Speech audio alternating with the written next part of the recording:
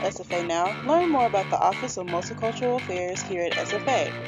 We'll be talking with the director of the OMA and taking a visit to the office to hear from a few student workers as well. Stay tuned to hear more about it here on SFA Now.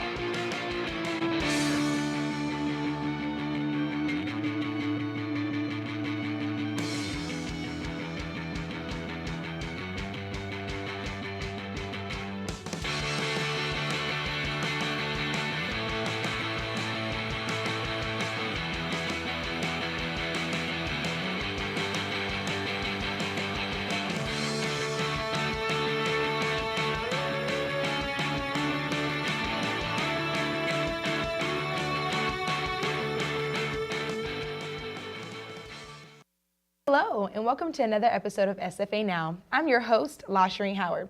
Today we'll be looking at SFA's Office of Multicultural Affairs. Here with us today we have Miss Veronica Weaver, the director of OMA. How are you today? I'm good, thank you. Thank you for joining us. Can you tell us a little bit about the Office of Multicultural Affairs? Well, the Office of Multicultural Affairs, it's located on the third floor of the Student Center, and our office promotes all different types of diversity. So we do cultural celebrations, we celebrate Heritage Months, we also host organizations as well, and then we also do some more services. So we are very, very busy all times. We also serve as a resource center for a lot of students. So anyone can come to our office at any time and just hang out, watch TV. We have a meeting room or a study room that organizations can reserve, and also that students can just be there just to study. It's kind of a quiet room. So we do events, we have organization events, we have some other services that we do, and then we also just serve as a resource center. And we also provide printing as well for our students too. And we have about 7 or 8 computers in our office, so students can use it at any time, and then they can print as well. So that sounds like a lot of stuff that y'all do, and that's just broad. What do you do as the director, just as the director? Yeah, everything that I just listed, I supervise all of that. One of the main things that I do is coordinate, along with our assistant director, coordinate all of our events that we have as an office. We have lots of events. We have at least 10 events a semester. So we have just through our office. And so we do that. Those organizations I talked about, I help advise those organizations as well. And then also I work on building relationships with our faculty, staff, and community members. Our office is one of the, student affairs, we're one of the offices that actually reach out to community members, and so all our events are open to the community. So, which is different than some other events that are on campus. So we're open to the community. Then on top of that, I make sure that we're being there for our students as well. Okay, so you being the director, what is the hardest part about your job? Knowing that you have to oversee all these things and look over and make sure people are doing their jobs. What's the hardest part? The hardest part for me is slowing down and not doing too much. When I became a director in February, and I had all of these ideas that I wanted to do. During the summer, I said, you know what, I want to do these. I had a three-page to-do list of all the different things I wanted to implement, wanted to change, wanted to add. And so I wanted to do all of that at once. And then I realized, okay, I need to slow down a little bit, because in order for our programs to be effective, you have to slow down, and it's kind of that quality over quantity thing. So we're doing gradual change, progression, and this year we added a few things such as our Brave Space series, along with bringing back a step show for homecoming. And so we did gradual things. Next semester we'll do a little bit more, and then we just gradual progression. So the biggest thing for me is I always want to just go and do a million things at once, and have tons of ideas. I have tons of ideas and I want to implement them all, and then it's just reminding myself to slow down and back off a little bit and just do gradual progression. So that makes sense. That makes sense. What is the rewarding part about your job? The most rewarding part is being able to enlighten someone. We're not here to change anyone's opinion, but we are here to educate our students and to educate the community. And so to have that feedback after an event, or have that after an event, or after a program, or after a conversation and dialogue, for someone to say, oh my gosh, I didn't know that until I went to this event, or until I had this conversation in your office. That is the most rewarding part, because at that point, we're meeting our mission, and then I feel like we're making a difference. That sounds wonderful. What are some organizations that OMA is affiliated with? So there's 6 organizations under us. There is the African Student Organization, Fashion in Motion, which is usually called F&M. There is NAACP, and then there is the Organization of Latin Americans, Asian Culture Club, and Lumberjack Cultural Association. So do the students who are a part of OMA have to be a part of all of those organizations, or how does that really work? No, if anyone that wants to come into the OMA, OMA is an office. So anyone who wants to come use our services, they don't have to be in any of the organizations. However, those organizations, there are 6 there, they can go to those. They can become members of one, they can be members of all of them. I wouldn't suggest all, it's a little bit much, but they can become members as many as they want to. They don't have to be a member of the organization to be in the OMA. So there are lots of students that we have who are members of 1 to 3 organizations that are under our office. And there are some who aren't in any of the organizations. They just love being in that environment and hanging out and talking to people and using our office to study. And that's fine too. So it's open to absolutely anyone. And then our events, of course, they're open to everyone. There's not any specific organization.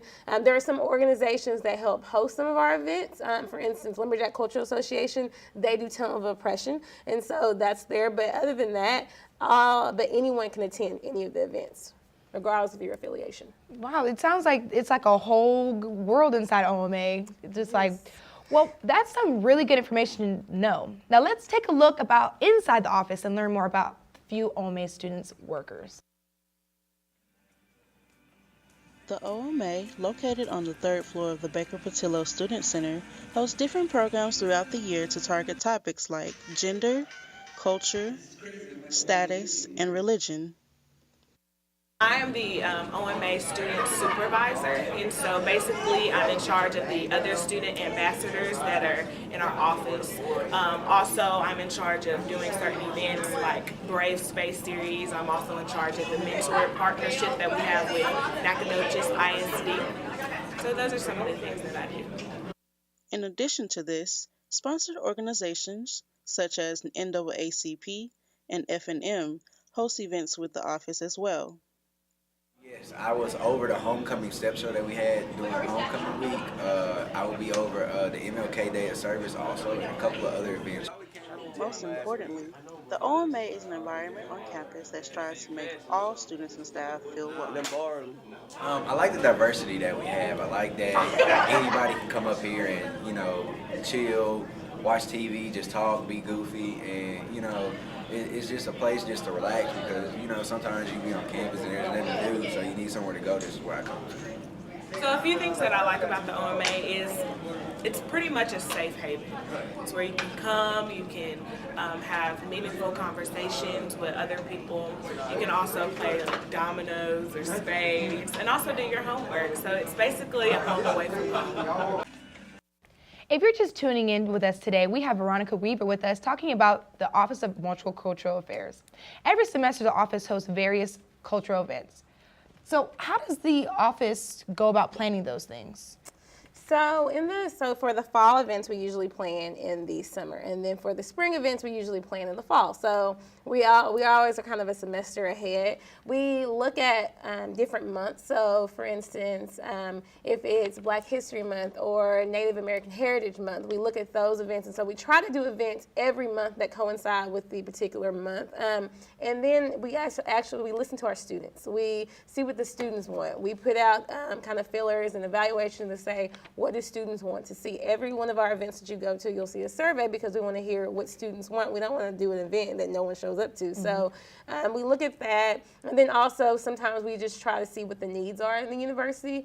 Sometimes there's different things that are going on in the world and society that we have to do. We're like, okay, we need to do something about this. The Brave Space series, for example, came from a lot of the different issues in society, and we're like, we need to provide a space for people to have dialogue and talk about these things. And so a lot of our events we think about kind of the semester before, and we look at the society, look at what the students want, and then we also look at the different months as well. Okay, is there any special services that OMA provides for the students?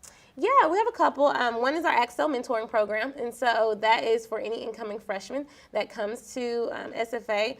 I really love this program because we are able to pair the student with not only a peer mentor who's an upperclassman, but also a faculty and staff member. And so they have someone to guide them throughout their years here at SFA. We revamped it a lot to include the faculty and staff. Our assistant director works really hard on that program, so we have been able to do that program. We also work with NISD to provide mentors for the community as well. So those are kind of the two programs, and then we also have a book club that we do. And so if anyone's interested, we provide books, and we have meetings every other week as well.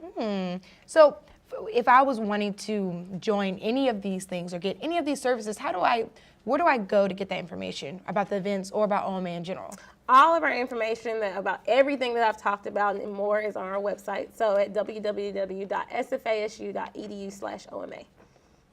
Okay, so what are your future plans for OMA in the future? You know, like what are you, as director or, promoting or anything, what are, at OMA in general? What is the future plans? We have a lot of things that we're going to be doing in the future. Some things are waiting on contracts, but some things that I can talk about. In the spring, we'll have our Women's Empowerment Conference. This is our first ever that we've done this. A diversity conference, and also during our Diversity Week, we're going to do a lot more interactive things on campus, such as salsa magic and some of those things. So, and then we have different things in the future. We'll continue to do our step shows and other things as well. So we're looking forward to it. Well, congratulations on getting, your job as a director. This is your second semester, correct? Yes. So how's your experience been so far? It's been great. Everyone has been so welcoming, and I've received not just from students, from community members, from faculty and staff. It's been really a very smooth transition. So it's been very fun. Okay, so for our audience, because diversity is such a broad term, what is your true definition of diversity? Diversity, it's embracing differences among people. And a lot of times you think of ethnicity or race, and when you think of diversity, that's what people think of instantly, or even gender sometimes. But it's so much more than that. It's socioeconomic status, it's religion, it's ability. It's so many more things that about diversity. And it's one of the things that we do is try to embrace those differences, but also use those differences to celebrate unity and bring people together. So overall, that's my broad definition of diversity. Well, thank you so much for being here. That's all the time we have for today. We would like to thank Veronica Weaver from the OMA for coming and joining us, and also want to let you guys know that if you guys have anything you guys would like to know about OMA, or if you guys wouldn't even join, you can definitely go to her website or go to the Student Center and go and visit them themselves at the office. I'm your host, LaShirine Howard, and this has been another episode of SFA Now.